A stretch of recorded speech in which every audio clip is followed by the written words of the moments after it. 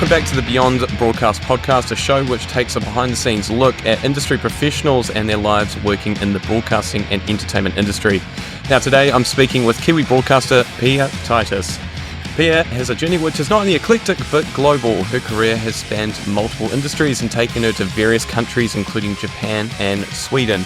A jack of many trades, it made sense that she entered the world of media. Now Pia is the youth coordinator for Christchurch New Zealand public access station Plains FM. And welcome to the show, Pia. Thank you so much, Jamie. I'm still surprised to be here. Happy to chat.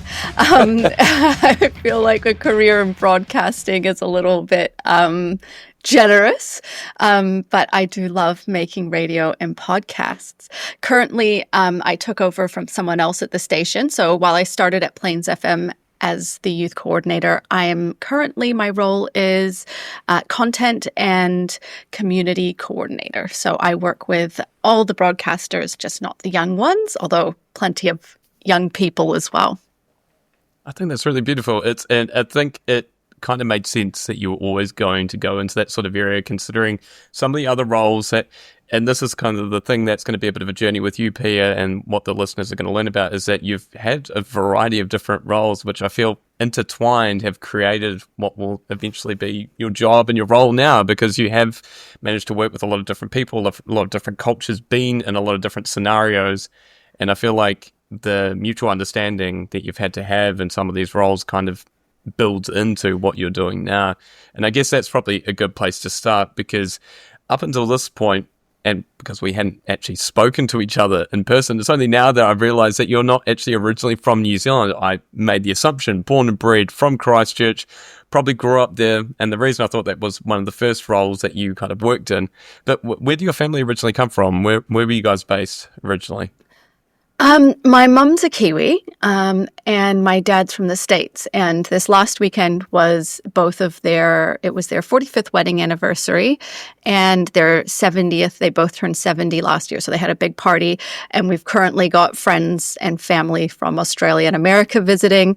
So we've just been reliving their glory days. My dad was a draft dodger from the Vietnam War, wanted to go to Australia, but apparently there were no visas left. So he managed to get one down the hall at the New Zealand office, and ended up hitchhiking around and got picked up by my mum's flatmate's boyfriend, and he brought him home, and they're all still friends, and telling wild tales of their uni days in front of crowds at the Craycroft Stone House. So that's kind of how my family came together. They moved around a bit. My dad was an academic, so we lived in the States. And then when he was doing his postdoc, we lived in Pakistan for a while. We went back to the States after living in New Zealand for a bit. And then in 1995, we moved back to New Zealand permanently. So I did the last year of primary, intermediate, high school in Christchurch. When I was a teenager, I was like, oh, let me get out of this crummy town. I can't wait to never come back. And went to Wellington, where I did my university. And then I traveled and lived overseas for many years, and then came back to New Zealand, and then COVID hit, and that brought me back to Christchurch. And here I am. I even own a house. So kind of putting roots down, and making myself hopefully useful part of Otatahi's wonderful, diverse community. And it's changed so much since I arrived in 1995, for the better, in my opinion. So it's a beautiful place to be. The city is coming along. It's vibrant. It's beautiful. The rebuild stuff's amazing. I was complaining I was a bit late to this recording because we've got such bad traffic at the moment. They're finishing off the new stadium down the road, which is making getting to work a bit more difficult. But yeah, the city feels exciting. And one of the big reasons for that, I think, is how multinational it's become. A lot of those people coming to Christchurch to help with the rebuild, and a lot of international communities with a lot of pride about what they have contributed to the city. And I think justifiably so, like the Filipino community, definitely a lot of South American communities here. My partner's actually from Brazil, so yeah, a lot of pride in the contributions that people from across the South American continent have made to the rebuild as well. Yeah, so it's a wonderful place to be. Lots of people from Southeast Asia, across the Indian continent, Pakistan, Sri Lanka, Nepal. Yeah, it's a multinational, vibrant city now, and it very different from when I grew up here. Very different. Because that's the thing. I even noticed it the last time I went back to New Zealand, which would have been about 2 years ago. And yeah, exactly. My memory, and I've said this to another one of my guests that I had very early on, that New Zealand, not New Zealand, Christchurch itself did feel very restrictive in terms of the cultures you would encounter, especially when I was growing up, which was, I was born in 1994, but even in the early 2000s, it was a weird place to be in terms of culturally. It wasn't until like I got out of the city and went to places like Auckland, I was like, wow, like New Zealand is a lot more multicultural in these areas compared to Christchurch. And now, it seems far more eclectic. Like you described, the Latin American community there is massive now. The idea of having an Argentine restaurant in the central city is like blows my mind, considering I'd be lucky to even find probably a Japanese restaurant in New Zealand in the early 2000s. It's kind of like this weird change, cultural shift, which I think is almost reflective of even how things have turned out for you, because when you started out, you said being a teenager here kind of sucked. And actually going off that, I did want to ask the first question, which I know this place because I used to live around the area. You're a store assistant at Day Spa Chocolate. Is that possibly still the weirdest job you've had in your life, working at a chocolate shop? And also, did it make you hate chocolate afterwards? Because I can imagine you probably would have been completely over it by that point. It's actually the opposite. Like, I love chocolate. It made me an incredible chocolate snob. And because they didn't really mind if we ate the chocolate, like within reason, they're not like but they wanted you to know the product and stuff as well. And you can tell how recently something has been made. And it got to the point where this is like 4 days old. I don't want to eat that anymore. So yeah, it was the opposite. And now I'm too poor to maintain a fancy chocolate habit. Was it the weirdest job? I don't know. It was a great job. And it was a high school, like I was there in high school, and I ended up working all through university in Wellington at the shop in Wellington as well. So yeah. And it is a little bit of a Christchurch institution as well. I think it was established around the same time we came to Christchurch, interestingly, by a Chinese woman and her Belgian husband. And then they employed this Belgian chocolatier who'd worked for the royal family. So it's like this really fancy product that's randomly made in like fairy mead. No longer the guy who started the actual chocolatier person, I believe has passed away or is very much retired. But yeah, it's still made by the same recipe and stuff in this tiny little place in Fairy Mead. But yeah, that had a few places, shops around town. I moved around a bit with the earthquake as well. We were in, lots of different places. There was a bit of a rivalry between the Ballantyne's chocolate counter for a while, and they blocked the exit to our shop. Sort of, that real good Christchurch. The Christchurch dynasty of chocolatiers. Yeah, you're gonna watch that one. It's a vicious drama. There could be a Netflix series about it. Yeah, absolutely.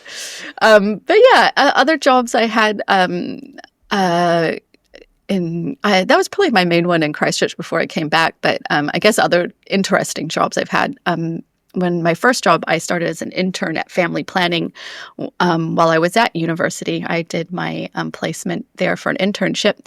And then a job came available as a researcher and librarian there, and I got the job. So my first job was working in a sexual health library. I don't know that I was very good at it.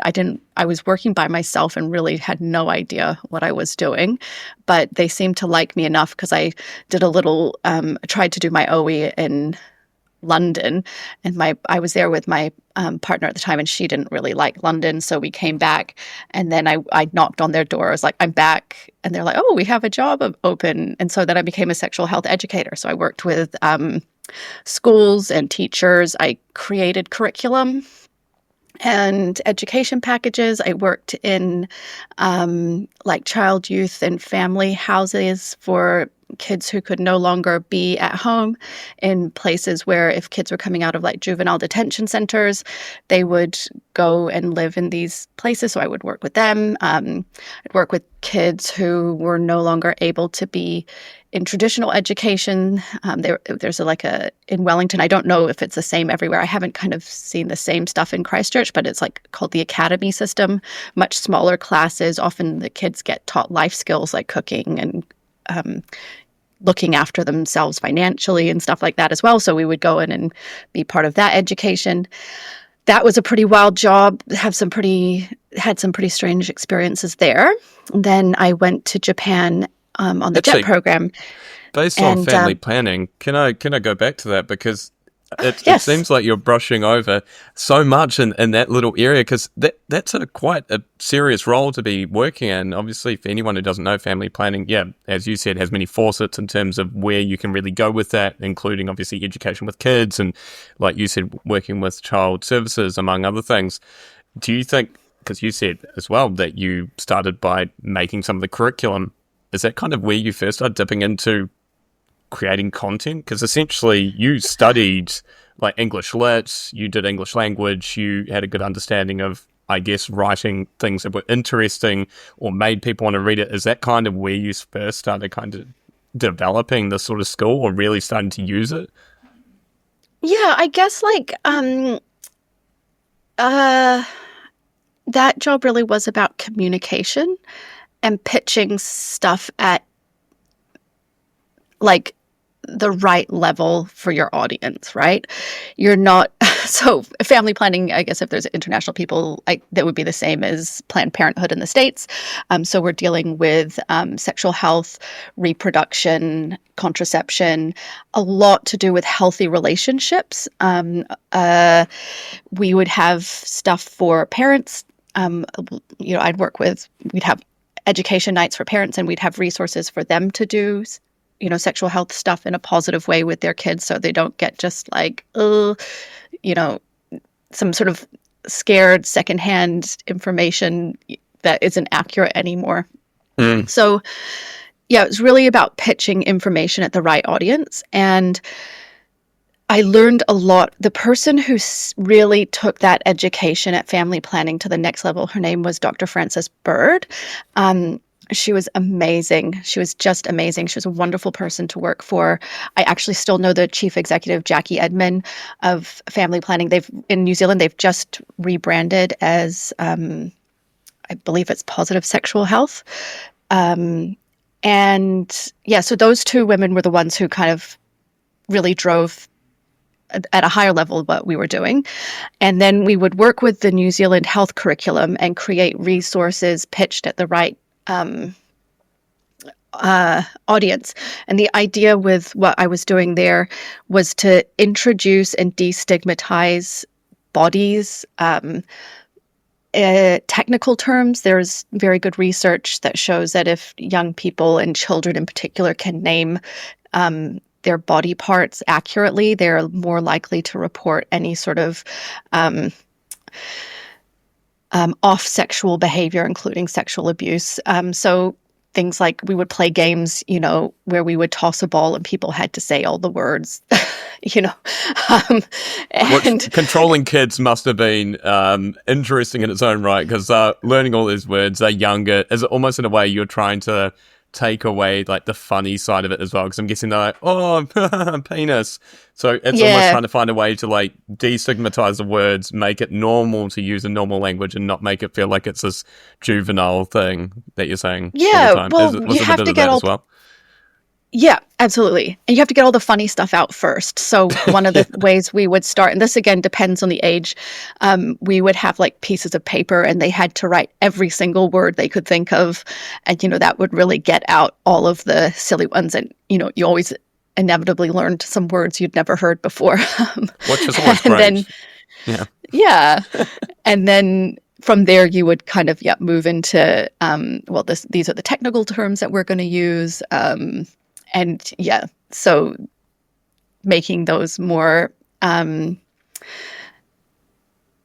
yeah, commonplace, and actually just getting people literally comfortable in saying them. And for Yeah. certain minority communities, there's a huge stigma against even saying those words out loud. Like I was at one school, and even one of the teachers was like, and she was from an ethnic minority background, and she's like, well, I can't say these words.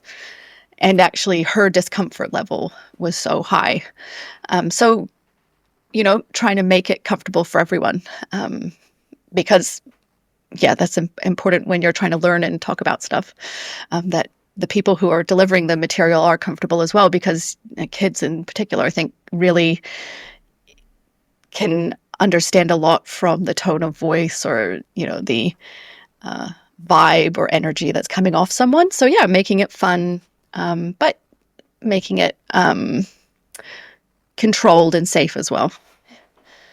Because as you like, that's the other thing I wouldn't have even considered, the fact that some teachers themselves would have felt uncomfortable with the topics at hand. So you do have this kind of, you have to make it as accessible as possible, but also have to play with the fact that there might be other factors at play. Like, I'm sure the biggest concern would have been, will the kids take this seriously? Will they acknowledge it? But I wouldn't have even considered the fact that the teachers would be partial to that as well, and maybe might have an influence in how the kids can learn. And funnily enough, I do actually remember that exact exercise that you're talking about, and I remember doing it when I was 9 years old. I specifically remember doing that exact exercise of listing all the names. Yeah. And parents can play a huge impact. I remember particularly one night, often we would do parent workshops and stuff before we went into schools. And, their parents being like, my kids don't even know the words, or, this is, and like that parent's kid was a little sexual deviant who was, I mean, that's a bit harsh, but he was putting the rude stuff into the box and like holding hands with girls under the table when he was sort of like 10 or 11. Her idea of what her son's reality was and what we saw in the classroom were very, very different. But yeah, it must have been really interesting for you creating that curriculum, obviously working with the children and getting to have a better understanding of that, because it kind of works with you being able to understand different cultures in a later point of your life. And in that respect, I should probably switch gears to talking about the kind of next stage of your life, because you did all this fantastic work in Wellington, but then not long after you ended up moving to Japan. So it seemed like you were constantly on the move. So what influenced you to then make this big move to get involved with teaching English in Japan as part of the JET program and moving over there? Because that's quite a big cultural shift and also quite a big change in terms of what you were doing. Yeah. Believe it or not, but there is actually so much you can say about sex, and then you've said it all. So I was getting a little bit bored at family planning. And I really wanted to live overseas. And funnily enough, everyone in my family has done the JET program at one stage or another. All of my cousins have done it. My sister's done it. And so I knew I was going to do it as well. I ended up in the beautiful little town of Sonobe, which is about 45 minutes outside of Kyoto. And the only thing that's famous about Sonobe is the creator of Mario Brothers grew up there. And Incredible. Actually, Zelda's cave is there. And once you're in the town, you kind of look around at the little hills that you would see in the back of Mario, and you're like, oh yeah, I can sort of see where this is. But a very tiny little town, very sleepy, one high school, little primary school. And it was an interesting school. It had an international focus. It had an international stream, and the kids would spend a lot of time looking at other countries, which if you've spent time and lived and worked in Japan is not common. It's not like us in New Zealand where we have multiculturalism. There's lots of different people. Japan is a monoculture. Even people who are third generation Koreans who I wouldn't be able to tell from visually or by speaking to them in any way that they were not ethnically Japanese, still would identify as Korean or not ethnically Japanese. So very different from how we experience cultures here in New Zealand. And so what I would do was help them prepare for a lot of international travel. So the international classes they would spend time in Singapore, Malaysia, Australia, And a couple of them, I think one of them went to Edinburgh as well for another exchange. So I would help them prepare for that. They had to have quite high level English speaking abilities to sort of thrive in these places.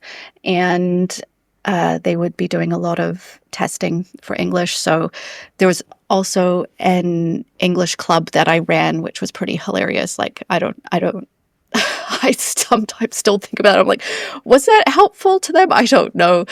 We had a kid who, I was thinking about him the other day, actually, I would say was definitely a bit on the spectrum. He really liked numbers. And so I taught him how to play poker. And I basically started this English language poker ring. We would use Monopoly money. And I found like those green visors, that they would have for, counting money. And so we would wear our green visors, play poker in English, and then like if they won, I would make them say things like winner, winner, chicken dinner. And I'm like, have I created a generation of gamblers in this small Japanese town? But it really worked for this one kid in particular, and because it worked for him, it worked for everyone. So we played lots of games, and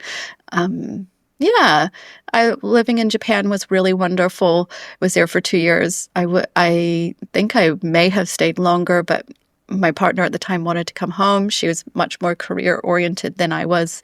And now she's, came home and has been very successful in doing so. So definitely the right move for her. But Japan was, I would say, being a foreigner in Japan is a wonderful, wonderful experience. You have slightly different expectations at work. So my experience of working there, I didn't have the pressure that a lot of the teachers, that real, quote unquote, real teachers had. But I got to really enjoy the culture as well. I got really into kimono. So I learned how to put on a kimono myself. I collected a lot of vintage kimonos. That was my fun little Japanese hobby. I spent a lot of time at flea markets. And for people listening who don't know, most people can't put on a kimono in Japan. You go to a salon and someone would put it on for you. So to know how to do it for yourself is sort of a lost art now. But I had someone teach me how to do it. And so I have all my stuff here still, tea ceremony stuff. Joined the school's Ikebana club. I still do little Ikebana projects at home. My little funny vases and stuff that I brought home. So I had a wonderful time in Japan. Again, communication was really important. Learning to pitch your communication at whoever you're talking to. And I do find that having spent that time in Japan was absolutely invaluable as a human, understanding what it is to be an immigrant. And I try and explain this to people, like, as an immigrant in Japan, I was at the top of the heap, right? I was a white lady, so I'm not threatening in the way that a man is. I'm the preferred foreign ethnicity. I'm visibly foreign, so people know what to expect when they talk to me. But it was still very difficult. And I am a bit dyslexic. I didn't find learning the language particularly easy. So I really got by on very little Japanese. And I grew up in the States in Southern California, fairly close to the Mexican border. And I remember having kids whose parents, or particularly mothers, never really learned English, and their kids did a lot of translating for them. And even as a child thinking, I wish I could talk to her, or why doesn't she learn English? And my goodness, totally understand now. It was absolutely possible to get by without really speaking the language. And just how you learn to navigate, communicate non-verbally. You learn certain words. Like, I could read katakana. I knew a little bit of kanji. I just learned the ones I really needed to get by. Like, I could get home in a taxi. I could order food. So you kind of just learn to adapt. And I feel like that's put me in great stead as just a human in the world, understanding other migrants and minorities. When I got back, I was a little bit too enthusiastic, and anyone who looked vaguely foreign and lost, I would go up to them and be like, "Oh, can I help you? I understand your struggles." Um, I think I've chilled out a bit, but that's really helped a lot in this job that I do now. We work with people whose English is not their first language. They might be new to New Zealand. They don't really understand like customs. I had a situation recently where someone got a parking ticket because they didn't understand that you paid for parking when you entered the car park, because in their home country, they paid when they left. So, being able to sort of help explain stuff and being like, oh, yeah, of course, I know, like when I've been overseas, like just little things like that, being able to kind of help people navigate some of that stuff. It's really interesting. You touched on a lot of the same feelings I have, and we were discussing this before, Pia, that I'm based in Argentina. I have very much the same experience as you, and admittedly, I did take high school Spanish before I came here, but I was terrible. Like the fact I couldn't even order a cab here. The weirdest thing I can think of is the fact that when you're trying to describe where you need to go, you don't tell people the exact address. You say, what are the adjacent streets? So me trying to explain it to a taxi before I'd even got in, and I'm just almost like crying, being like, I just want to go home. Like, please take me home. I have no idea where I'm going. And so, yeah, I completely get it. It's a really good cultural learning, going to another country where you don't totally speak the language. And then on top of that, obviously trying to understand the intricacies of maybe different cultures, especially like you said, Japan, monocultural. Most of the times they might not have met someone from a different country before, especially like you said, in these smaller villages that might have only one high school. The likelihood that they've probably met someone from the US, let alone New Zealand, is probably zilch to none. And then you're having to go in there and be like, trust me, guys, I want to talk to you and want to become your friend. It can be hard. But you did say as well, I can completely agree. And I definitely can attest to this as well. We do have and it's not bad in saying it, an advantage. Like, I know people are far more helpful to me because they're like, oh, you're clearly not, and as weird as it sounds, because I'm not American and they know I'm not American, people are actually more helpful to me. And obviously because I'm a man and look non-threatening, they're like, oh, we'll help you with anything you need. Even if my Spanish is terrible, they'll still come out and help me. And it's kind of a really bizarre thing. But then on top of that, it does, if you're a foreigner in a country, and especially like you said, an immigrant, which is essentially what we were, you do have to learn how to communicate with people in ways that maybe you wouldn't have expected, like maybe aggressively pointing at something or kind of trying to think of how you can mouth it. So I think it's beautiful that you managed to translate that same difficulty that you had in Japan to then be able to transfer that to the job you have now, because I should probably mention as well that I used to work at Plains FM just like Pia, not in that role, but yeah, you would meet a variety of different groups. And do you think even now you're still getting surprised every day by maybe different cultures that you're meeting or different experiences you're having with people that you encounter on the daily basis? Yeah, I think it's another one of those jobs, like it is weird and wonderful. You never know what's going to happen in a day. So I guess, shall I explain a little bit about what Plains FM is for listeners? Because it's not your typical radio station.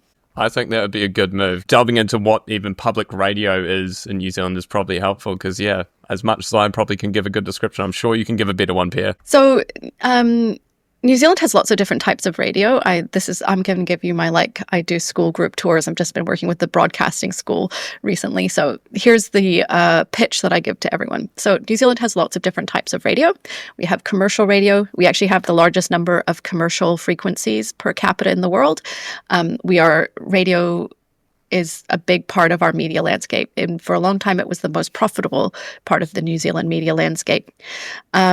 I used to work at The Breeze, which was part of a network called MediaWorks, and that network also owned a TV station. And for a long time, the radio stations financially supported that TV station. So radio is very profitable and diverse in New Zealand. A lot of the commercial stations skew very specifically to different populations, which is a little bit different from some radio in other countries. We also have a national broadcaster called Radio New Zealand. The idea of this broadcaster is that all New Zealanders can be reflected back by this station. It's got very good current affairs and news. It has a lot of magazine-style programming where they're interviewing people who are creating music or art or science. They have really great Pacifica reporting across the Pacific region. And so that's generally for all New Zealanders. We also have iwi radio. This is set up to make sure that our local tribes, the Māori tribes in New Zealand, each have a radio station, and that's to broadcast local news in te reo. So it's tribal news, it's hyper-local. It's for people who may already have some te reo language. It doesn't necessarily always broadcast in te reo, but it does have quite a bit in their broadcasting frequency. And then we have access media. So access media, community access media it's almost like the opposite of Radio New Zealand. Rather than trying to reflect back the general New Zealand population, we're here for minorities. So it's not about having the biggest audience. We're here for people to kind of find and connect with their communities. So we broadcast in over 20 languages at the moment. And people come to us, we train them in how to create content, and that can be technical training and training around how to actually think about the things they're going to talk about, connect with their audience, and then we kind of let them loose with some caveats. So my job really is around training. And part of that training, I should say, is the broadcasting standards, because there are legal requirements that people have to follow. And then from there, they kind of network into their own communities. There is a piece of legislation that kind of creates the provision for community access radio in New Zealand. It's called Section 36C of the Broadcasting Act, and it specifically lists groups that we are here to sort of service or serve, and that those are children and youth, women, people of ethnic or cultural minorities, and that can include linguistically diverse communities. Also people who come from different philosophical or spiritual backgrounds. So we have programming from the Socialist Society, from local churches, from other spiritual organizations and individuals, and also people with disabilities. So we have a range of programming created by people with disabilities. We have one at the moment that kind of is standing out, is a young man called Luca with Down syndrome, and he's also a very successful swimmer. So we actually had Attitude TV, which is a show that highlights people with disabilities who are doing amazing things. They were here filming with us last week for Luca. So he does a radio show and he talks about his life, plays music. He loves Jason Derulo, so he features heavily in his show. The key for what we do, and we say, is by, for, and about. So the media is created by that community, for that community, about that community. And if you think about it, that's very different when you have, say, a news organization coming in from the outside, taking a story, repackaging it for an audience that is not part of that community, and broadcasting it externally from that community. So when it's content created by that community, for that community, about that community, you do get quite a different type of content. And that's what we do. So yeah, big part of my job is training, connecting with communities. Excitingly, we've just had the Somali community come on board. They've just finished their first show. It's Eid at the moment, Ramadan at the moment. So they're going to be taking some recording devices and going and recording at one of their iftars. So yeah, it's really exciting sort of stuff that we do. I always kind of forget, Christchurch is not a huge place, 500,000 people or whatever. And we've got like a radio station that, is doing amazing stuff, putting out a huge amount of content for very diverse populations. So yeah, I think we do a really incredible job. There's 5 people here. We work really hard. Some days are pretty crazy. And it's one of those, it's a community organization, so it's not like we're rolling in money. We kind of have to do everything. If there's a technical issue, that has to be problem solved. If there's, a people issue, we all have to come on board and sort of work that out as well. And it's a bit of education in every sense, because a lot of the groups that you'll be working with have different, much like what you said, caveats, maybe from a cultural religion and everything else. For a lot of the people that are coming in for training, you probably help a little bit in terms of kind of directing them on how they should create content, in the sense of being like, hey, how about this? Like, have you guys thought about creating a show around this sort of idea? Do you think in that sense that the role is quite creative, because you might be working with the Somali community who might not know what we want to talk about roughly, or what should kind of be the topic that we try to aim for, and then you kind of say, guys, have you thought about this? This is a really interesting topic. Like you said, like Eid is on at the moment. They probably didn't, maybe someone didn't think, oh, we should talk about Eid. People probably don't know about Eid. What should we talk about? Do you feel like that's kind of given you a lot to play with in terms of working at Plains? Yeah, I think one of the hard things about my job is I have so many ideas and so little time. So it really is about, like I said, there's 5 people who work here. We just physically can't create that much stuff. So it really has to become other people come to us and create the content. In terms of education, you get such a huge variety of people coming through the door. Some people who have very specific ideas, and it's hard to move them on from those. And I think people find more or less success if they're rigid in their thinking. One of the things I think we struggle with a bit at the moment is kind of podcasting's a little bit cool and trendy, and so people think they're going to be the next Joe Rogan. That's quite hard. Like, this is Christchurch, New Zealand. You're not going to be having huge audiences. People coming in thinking they're going to financially benefit from doing a show with us. That's not really going to happen unless something magical occurs. Or you're kind of using the podcast in conjunction with other things, or your radio show in conjunction with other things. And podcasting in general, like for us, is quite an interesting one. We are a radio station first. We are funded to be a radio station. So podcasting is kind of secondary to what we do. We have an audience. We know people are listening to us. You can't measure audiences through an FM frequency. So we can't tell people exactly how many listeners they have at any one time. Podcasting does allow us to sort of measure listeners a little bit. But how people engage with podcasts versus the radio is quite different. So we have this very delicate sort of ecosystem that we're balancing at the moment, in terms of what people want and how they connect with others. I would say we've had a sort of uptick in people wanting to do maybe shorter series. I think people really underestimate the amount of effort and energy and time it takes to create a podcast. So what I tell people when they come through the door is, like, you need to especially when you're starting. So if you're going to do a half-hour podcast, you need to account for at least 5 times that amount of time. And this is for an amateur person. You need to account for at least 5 times. So you have to think about how to get a guest. Most people don't understand that that's the hardest part of podcasting. It's actually getting your calendar to line up. A huge amount of your time goes into scheduling. And Jamie and I are a great example of this. We're in different time zones.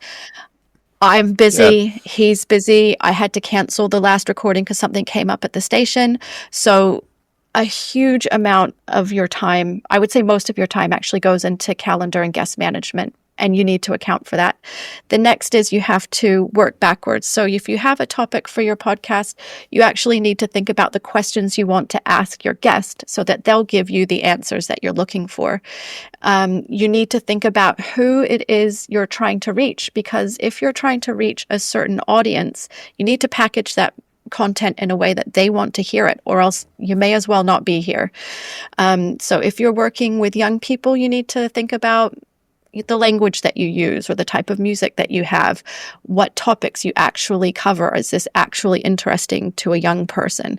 I'm talking with someone at the moment about, she's from an organization that works with like disarmament stuff, and she wants to make a podcast. I'm like, well, who is this for? Because you could make this in, 40 different ways for 40 different audiences, but you can't probably reach all of those audiences. So you actually need to make some decisions about who it is you want to reach. And that will inform the type of content you want to make. Then you have to think about actually writing the questions and doing some research. You've been amazing, Jamie, at going through my Facebook page, I assume, to find all of this information. That takes time too. You'll also then need to write the questions. You had a lovely introduction at the beginning that was scripted. I always recommend people do a scripted introduction. That takes time. So that's just the prep. You physically have to get to the station because a lot of people are coming in and recording here. That, you need to allow probably 45 minutes because of the traffic at the moment. It's really hard to find parking. So now you're at the station. You've probably already spent a couple hours getting your guest organized, getting prepped. Now you need to sit down with them, have a cup of tea before the show. You physically get them into the studio or up on Zoom. You do the interview. Now you have to write your podcast description that gets uploaded with it. And if you actually want people to find it, you need to post something on social media. I think people often underestimate the amount of time that good social media takes to do. Finding the right tags to tag people in, scheduling it, getting a decent photo, all of that takes time. So, for a half-hour podcast, it isn't half an hour. It's, 3 hours, 4 hours, 5 hours, depending on the level of quality you want to do. And because we're a radio station, we really rely on people to create content regularly. So ideally for us, people would create weekly content. But as you can see, that half-hour show is not really half an hour. So you're asking people to commit quite a bit of time to a show. So a real delicate balance for us is asking people to create content in a sustainable way. And that can be really hard to navigate because, like I said, sometimes people have quite grandiose ideas when they come in through the door. One of the things that brought me personally into podcasting was I loved This American Life. And I was a very early podcast adopter. I remember the first episode of like 99% Invisible coming out, or the first episode of Planet Money coming out. Like I was already deeply engaged in that type of content. You're looking at weeks to create that half hour of content. And people sometimes will come to us and they're like, I want to do a storytelling podcast and I want it to sound like this and this. I'm like, I'm sorry, we can't do that. And quite frankly, you will never be able to do that if you're going to work full time. Yes. That's a hard conversation to have with people. I agree and with so you completely. we sort of say like, okay, we can, the sort of what I would say is like, you can go and create anything you want from the comfort of your own bedroom. But what we offer you as a station is we will take you, we're not going to be at like Radio New Zealand level, but we will be pretty darn close, and we're going to take a lot of that work out for you, but we just will never be able to be making those sort of audio documentary, narrative journalism style pieces. That can be a hard conversation to have with people. We also, one interesting thing that I've sort of seen a little bit of an uptick in is people wanting to have like controversial topics or controversial conversations. Plains FM is one of the last places I know of, and maybe I should say this for all the access stations, the expectation when people walk through the door is that everyone is safe and everyone is welcome. So we have communities who are broadcasting here that are in direct conflict outside of the station. But everyone knows that on Plains FM, the content is positive. We could talk about hard things, but we do so in a way that's respectful and kind. We don't disparage other communities or other organizational groups. That takes everyone coming on board and being respectful in that way. So it is a... Could I address that? Because I think what's interesting is I definitely know there's been programming, and I'm not saying they're controversial at all because they're not. If anything, they're the loveliest people. And I remember working the team behind Earthwise which is a show that's been running for a Hmm. number of years. And I can imagine, I Still know some of the going. topics that, and still going, which is amazing. I don't even know how old they are now, probably in their early 70s. But I know they've 80s. always covered 80s. Wow. And incredible hosts, I by the think way. they're And pushing 80. Yeah. wow. Oh my God. And that's what I mean. Or maybe They cover not. some Maybe I'm pretty, aging them maybe to not. make them sound more Yeah. impressive. I hope not.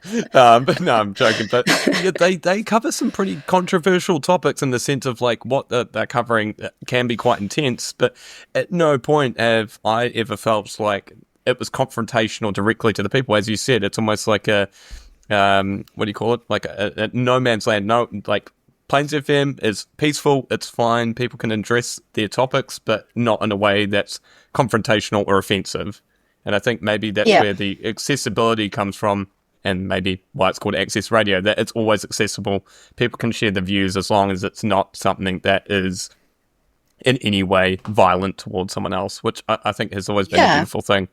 And is that something that's kind of made you have a newfound respect for Access Radio as well? Because the longer you're there, the more you realize like how important that is to be in the, like, to have that space in the media industry. Yeah, I think like every job is hard, and this job is relentless. It is just relentless. And if something goes wrong, you need to jump in and problem solve, which that can be really hard as well. I think, and I do have moments of like just true awe at what we do. Like we really nurture this just precious little place left in the world where people are kind. Like, in the world of social media, that does not exist. Plains FM is kind, it is positive, it's nurturing.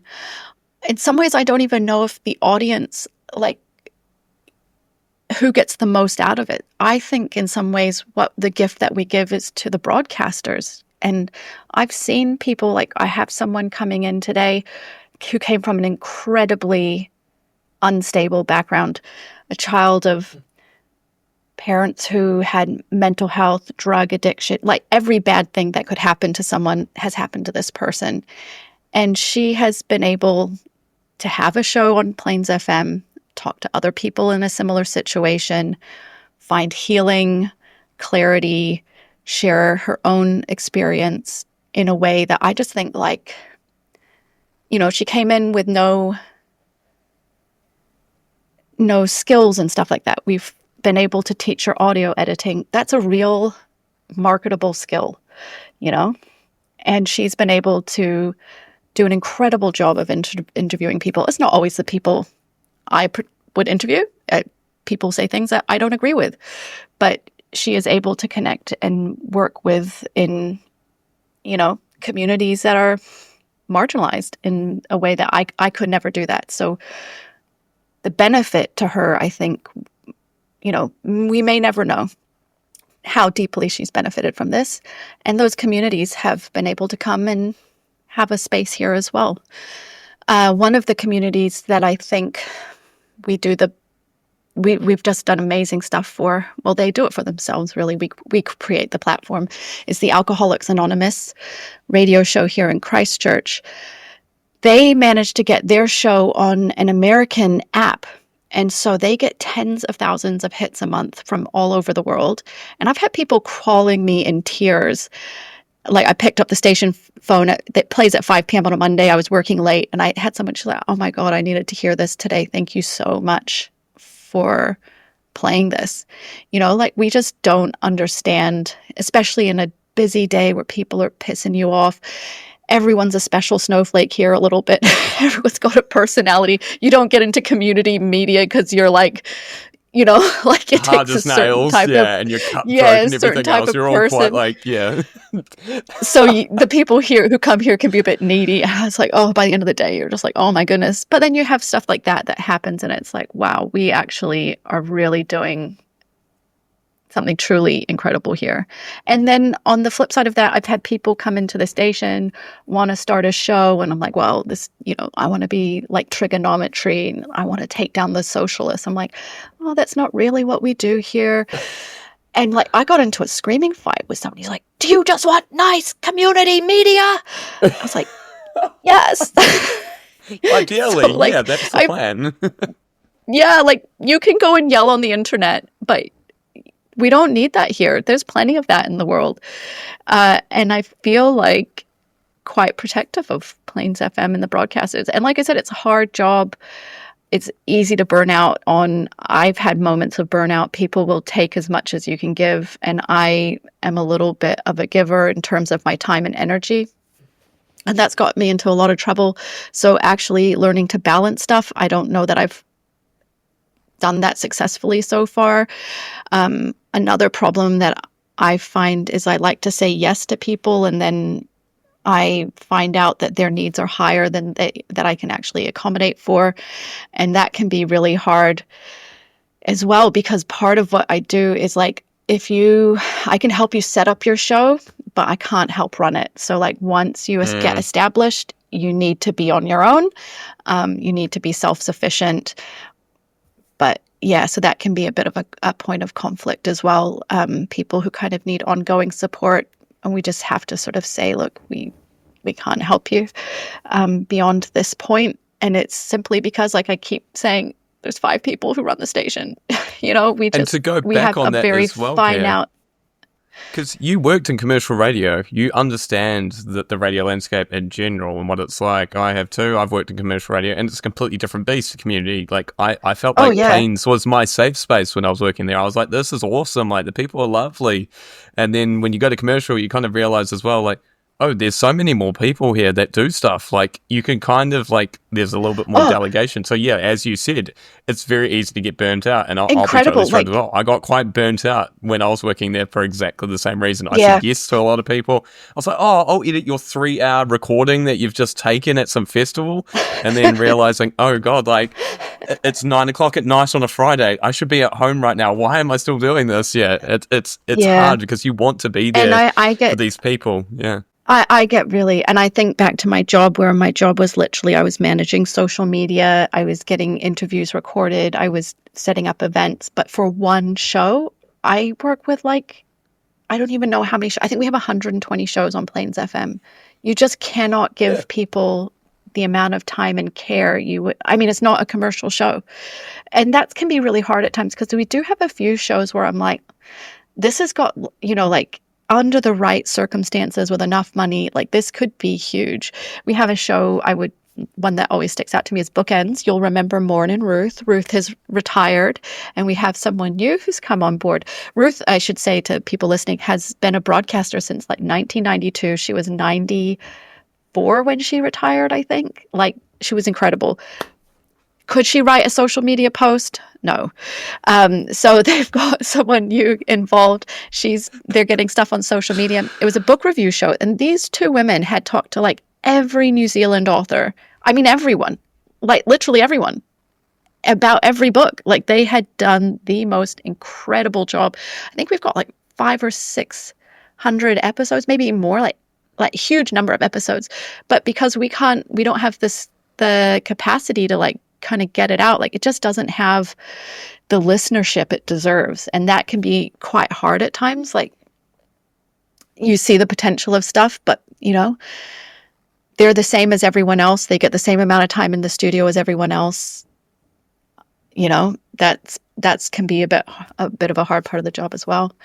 And it is amazing to see people who do flourish. We have someone who works at the station now. He started as a teenager. I think he was 15.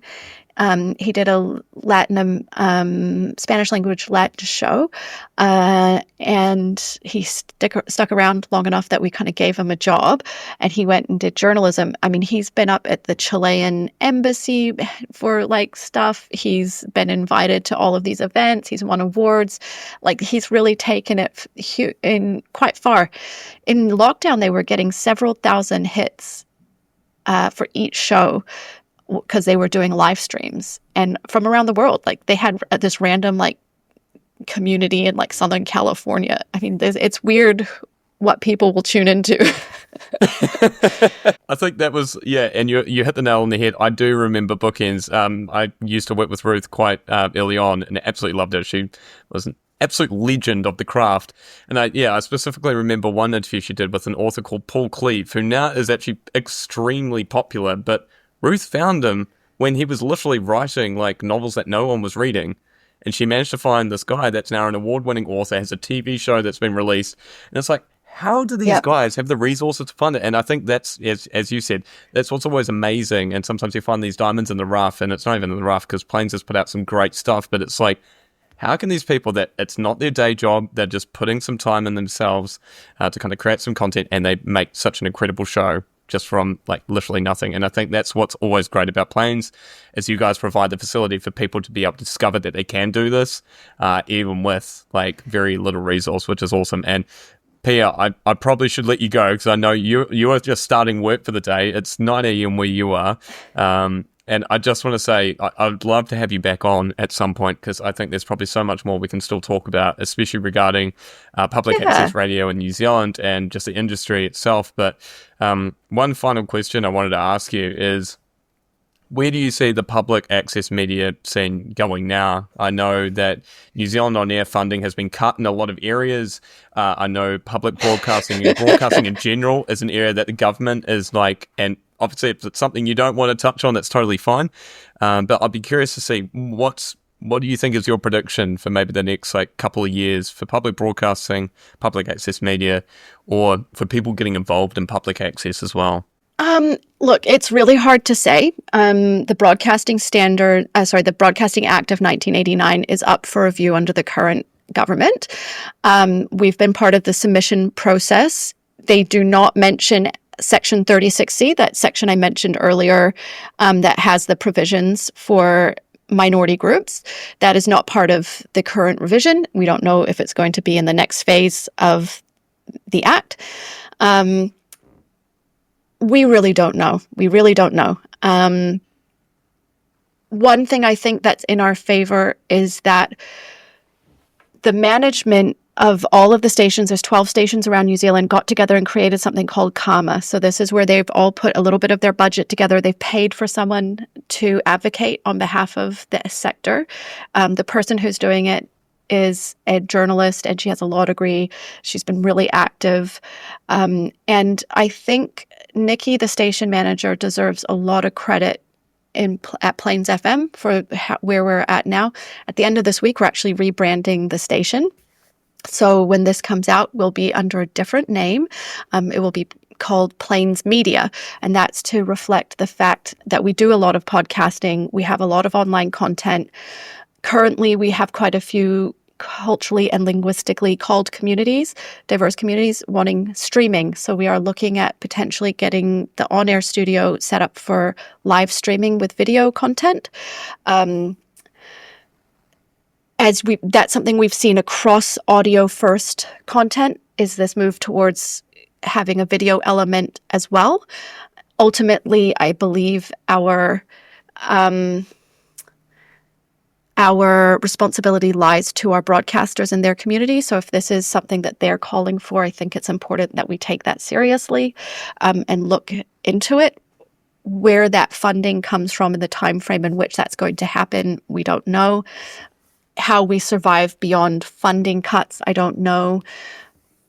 So actually how we move forward, I really don't know. I mean, it is an interesting time. One of the things that's in our favor is that we're really cheap to run. You know, the station, when you look at how much it costs to run Plains FM, it is like cheap by the standards of any public funding. So I guess that's beneficial. I do think the foresight of people like our station manager, Nikki, and other station managers in creating that body, they did some amazing work last year where we created like a snapshot of like what we do in a day, and we had to record like exactly what we did in a day. It's like incredibly diverse. So it's just like what you get for your funding dollar is pretty incredible. So I hope, I remain hopeful that we continue, but it'll be an interesting couple of years. I think the state of the world at the moment, we really don't know. We really don't know economically how stuff's going to go, where our government's at. We currently in New Zealand have a right-leaning government that it has cut a lot of public stuff. So for them to be reviewing the Broadcasting Act, I think is a great opportunity.